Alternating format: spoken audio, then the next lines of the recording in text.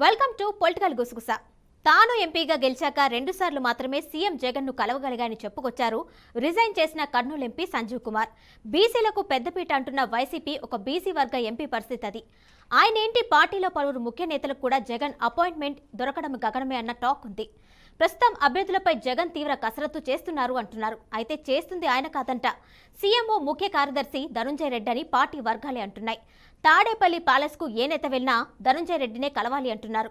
ఒకవేళ జగన్ దగ్గరకు వెళ్ళినా ఆయన దగ్గరికే వెళ్లాలని సూచిస్తున్నారట. దాంతో ఆయన పెత్తనంపై వైసీపీ సీనియర్లో సైతం తీవ్ర అసహనం వ్యక్తమవుతుంది. ఇప్పుడు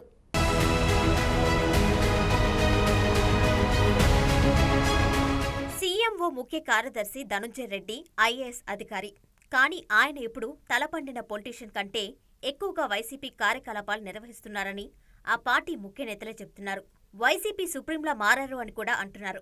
నియోజకవర్గాల ఇన్ఛార్జీల నియామకం విషయంలో ఆయన సర్వం తానే అయి నడిపిస్తున్నారని వైసీపీ వర్గాలు చెబుతున్నాయి. ఆ పార్టీలో ఎంత పెద్ద నాయకుడైనా, ఉప ముఖ్యమంత్రి అయినా, మంత్రి అయినా ధనుంజయ రెడ్డిని కలిస్తేనే పనవుతుందని పార్టీ నేతలు బాహటంగానే చెబుతున్నారు. వైసీపీలో ధనుంజయ రెడ్డి నిర్ణయమే ఫైనల్ అని మంత్రులు, మాజీ మంత్రులు, ముఖ్య నేతలు వ్యాఖ్యానిస్తూ ఉండడం గమనార్హం.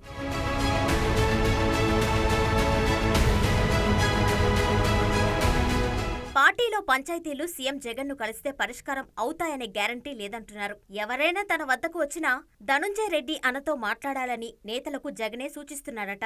నియోజకవర్గాల నుంచి వచ్చిన నేతలు ముందుగా రీజనల్ కోఆర్డినేటర్లను కలుస్తారు.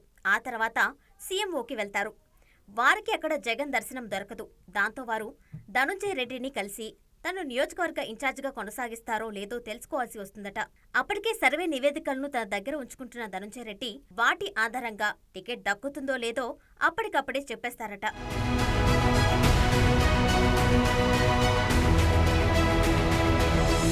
నియోజకవర్గాల ఇన్ఛార్జీల విషయంలో జగన్ భారీ కసరత్తు చేస్తున్నారని విస్తృత ప్రచారం జరుగుతుంది.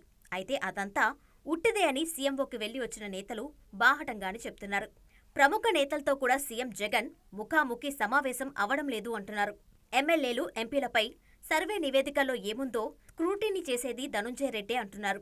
సర్వే రిపోర్టులను సుదీర్ఘంగా స్టడీ చేసి ఎమ్మెల్యే పనితీరు బాగుందంటే దాన్ని ముఖ్యమంత్రి జగన్కు చేరవేస్తారట.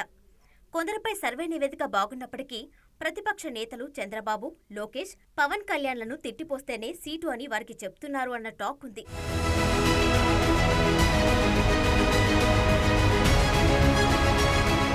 గతంలో భూముల ఆక్రమణలపై అసహనంతో ఉన్న మాజీ మంత్రి బాలినేని శ్రీనివాసరెడ్డి హైదరాబాద్ నుంచి హుటాహుటిన తాడేపల్లికి వచ్చారు. ఆయన్ను జగన్ కలుస్తారు అని అంతా భావించారు. అయితే ధనుంజయ రెడ్డితో బాలినేని సమావేశమై బయటకు వచ్చేశారు. ఇదే మాజీ మంత్రి బాలినేనిలో అసంతృప్తిని మరింత రాజేసిందని చెప్తారు. జగన్కి స్వయాన బంధువైన బాలినేని పరిస్థితే అలా ఉంటే మిగిలిన నాయకుల విషయంలో ట్రీట్మెంట్ ఎలా ఉంటుందో వేరే చెప్పనవసరం లేదు అంటున్నారు.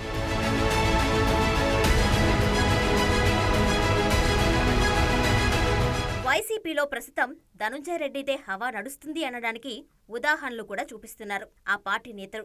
చాలా కాలంగా పార్టీలో నెంబర్ 2లా వ్యవహరిస్తూ వస్తున్నారు రాజ్యసభ సభ్యుడు విజయసాయిరెడ్డి.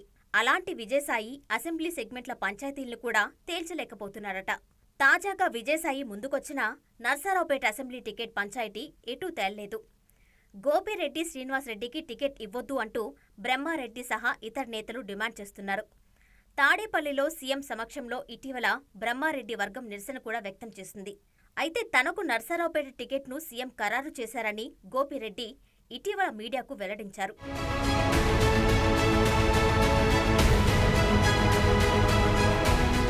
అసెంబ్లీ, లోక్సభ ఎన్నికల్లో వైసీపీకి ప్రతికూల ఫలితాలు ఉంటాయంటూ సర్వేలు చెబుతున్న నేపథ్యంలో నేతల మధ్య సయోధ్యను కుదిర్చే పనిలో పార్టీ రీజనల్ కోఆర్డినేటర్లు ఉన్నారు. ఈ క్రమంలో నర్సారావుపేట అసెంబ్లీ నియోజకవర్గ అభ్యర్థిగా గోపిరెడ్డిని ప్రకటించవద్దు అంటూ బ్రహ్మారెడ్డి వర్గం సాయిరెడ్డి సమక్షంలోనే డిమాండ్ చేసింది.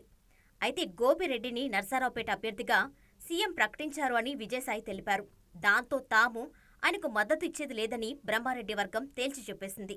దాంతో ఆ పంచాయతీలో సఖ్యత కుదర్చలేక విజయసాయి చేతులెత్తేయాల్సి వచ్చిందట. ఇక్కడ ట్విస్ట్ ఏంటంటే గోపిరెడ్డిని ఓకే చేయడం వెనక ఉంది ధనుంజయ రెడ్డే అంట. మొత్తానికి తాడేపల్లి ప్యాలెస్లో అలా సాగిపోతుంది రాజకీయం.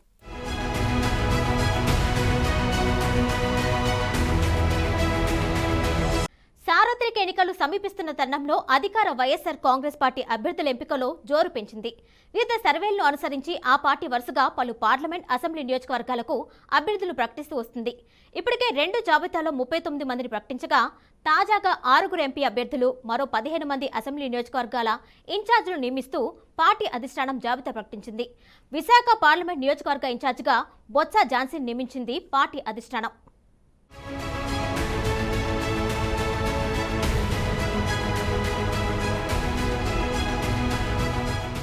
రానున్న ఎన్నికల్లో విశాఖ ఎంపీ అభ్యర్థిగా ఝాన్సీ పోటీ చేసే అవకాశాలే అధికంగా ఉన్నాయి. సీనియర్ నాయకుడు, రాష్ట్ర మంత్రి బొత్స సత్యనారాయణ సతీమణిగా ఝాన్సీ ఉత్తరాంధ్రలో సుపరిచితురాలే. బీసీ కాపు సామాజిక వర్గానికి చెందిన ఝాన్సీ గతంలో బొబ్బిలి ఎంపీగా సేవలందించారు. ఆ తర్వాత పార్టీలో పనిచేస్తూ వచ్చారు. న్యాయ విద్య అభ్యసించిన ఉన్నత విద్యావంతురాలు కావడం, బొత్సకు విశాఖలో ప్రత్యేక వర్గం, ఆపై సామాజిక వర్గం, ఇలా అన్ని అంశాలను బేరీజు వేసుకుని ఝాన్సీని ఎంపిక చేసినట్లు తెలుస్తోంది.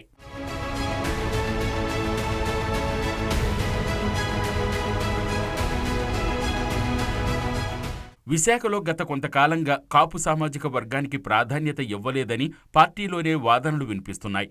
ఇక్కడ ఇప్పటి వరకు అత్యధికంగా యాదవ సామాజిక వర్గానికి కీలక పదవులు కేటాయిస్తూ వచ్చారు. ఈ నేపథ్యంలోనే అత్యధిక ఓటర్లు కలిగిన బీసీ కాపు సామాజిక వర్గానికి ఎంపీ సీటు కేటాయించే అవకాశం కనిపిస్తోంది. అయితే ఆఖరి నిమిషం వరకు అభ్యర్థుల పేర్లలో మార్పులు చేర్పులు చేసే అవకాశం కూడా ఉందని ఇప్పటికే మంత్రి బొత్స సత్యనారాయణ ప్రకటించారు. దీంతో ప్రతిపక్ష పార్టీలు కూడా అభ్యర్థుల ఎంపికలో నిశితంగా పరిశీలిస్తున్నాయి.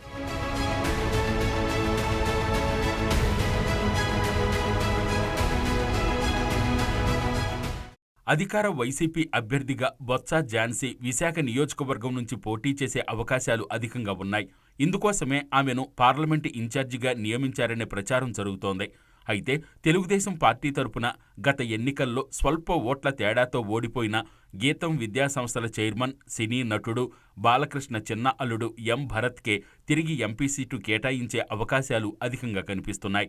గతంలో అప్పటి జనసేన అభ్యర్థి లక్ష్మీనారాయణ కారణంగా భారీగా ఓట్లు చీలిపోయాయి. దీంతో విశాఖ నగరంలో 4 స్థానాలను టీడీపీ దక్కించుకున్నప్పటికీ ఎంపీ అభ్యర్థి మాత్రం ఓటమి చవిచూడాల్సి వచ్చింది. అయితే ఈసారి భరత్ ఎలాగైనా విజయం సాధించాలని గట్టి పట్టుదలతో ఉన్నారు.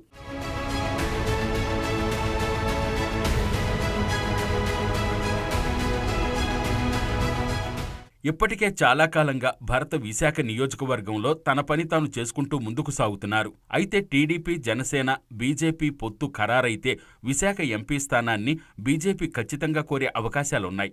ఆ పార్టీ నుంచి రాజ్యసభ సభ్యుడు జీవీఎల్ నరసింహారావు గత కొంతకాలంగా విశాఖలోనే ఉంటూ పలు సేవా కార్యక్రమాలు నిర్వహిస్తున్నారు.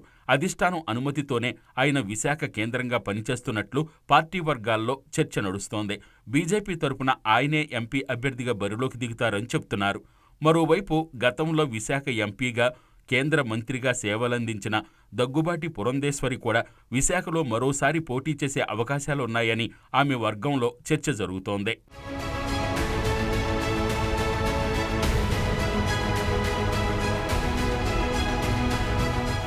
గత ఎన్నికల్లో దగ్గుబాటి పురంధేశ్వరి ఎంపీగా విశాఖ నుంచి పోటీ చేసి వైసీపీ ప్రభంజనంలో ఓటమి పాలయ్యారు.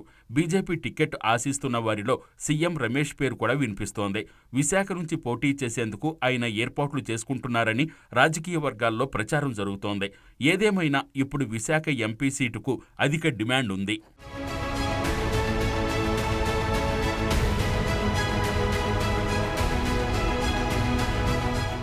పొలిటికల్ కుస్కుసలో షార్ట్ బ్రేక్ తీసుకుందాం.